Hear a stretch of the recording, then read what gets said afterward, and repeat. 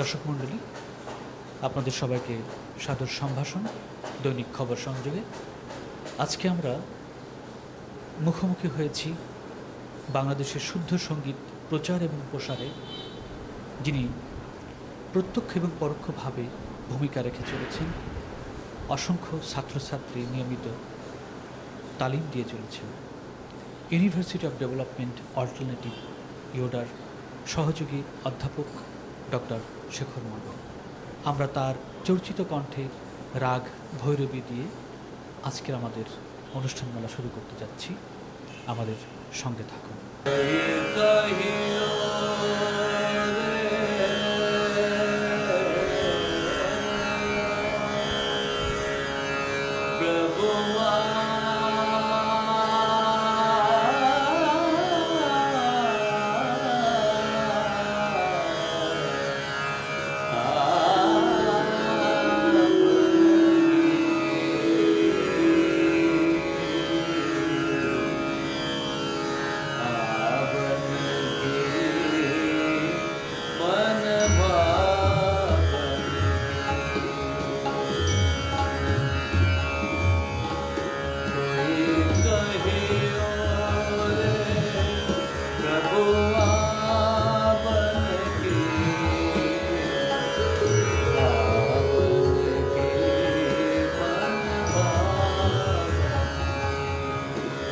আমাদের বেশিরভাগ ক্ষেত্রে আমাদের বাংলাদেশে যে সঙ্গীত চর্চার ক্ষেত্রে আমরা শাস্ত্রীয় সঙ্গীতটাকে আমরা বলি ব্যাকরণ।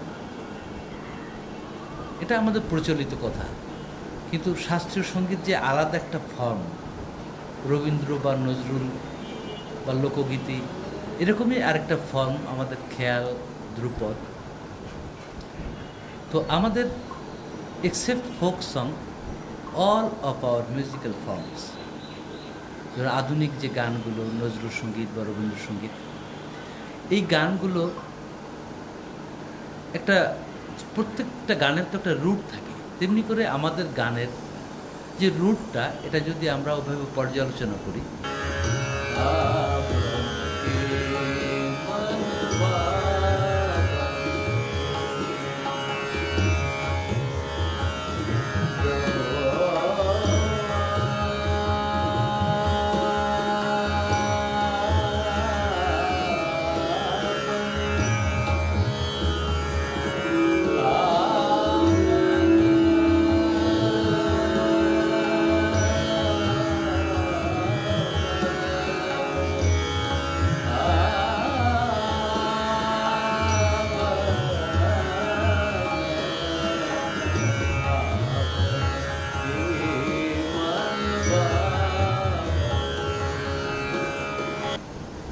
দেখা যায় যে আমাদের যে চর্যাপদ দিয়ে যে বাংলা গানের সূত্রপাত, সেই চর্যাপদে আমাদের এক একটা পদের উপরে রাগের নাম লেখা।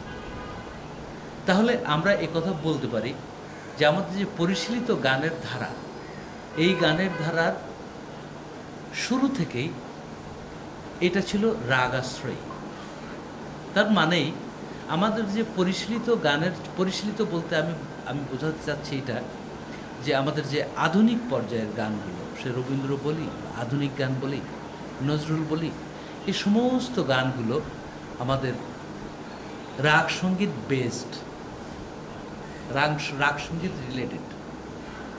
এমনকি আমরা যে স্বরের চর্চাটা বলি, সেই স্বরটাও শাস্ত্রীয় আশ্রিত, শাস্ত্র আশ্রিত।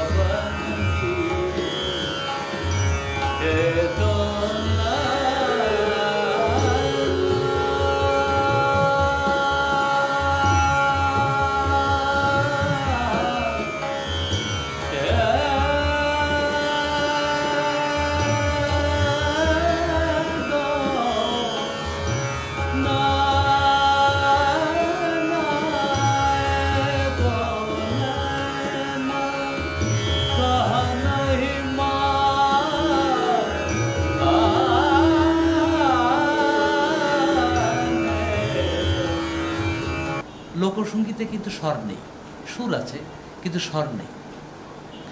তো এই জন্যে আমাকে যদি স্বর চিনতে হয় তাহলে অবশ্যই আমাদের শাস্ত্রীয় সঙ্গীত আমাকে শিখতে হবে।